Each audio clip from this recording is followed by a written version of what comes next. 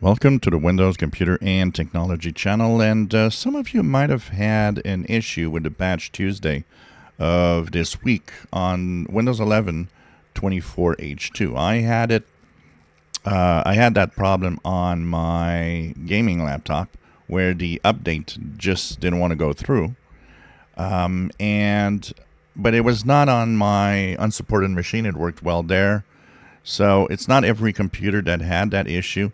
But I did see a few comments here on the channel where people were saying that when they go and check the updates, well, the update will appear, it will start installing, then at 100% it takes like an enormous amount of time to do anything, and then it just says that it failed. So Microsoft has actually made a change to the update. If you had that issue on 24H2, it seems that they've changed something about the update that now actually lets it go through.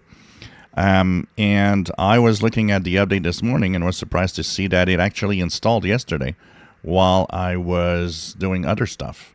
So this means that I probably got that new change that they actually gave out. So if you have that issue on 24H2 of the update just not completing, I suggest that you try again, as it seems that a change on the server side of Microsoft made this update now compatible and works well.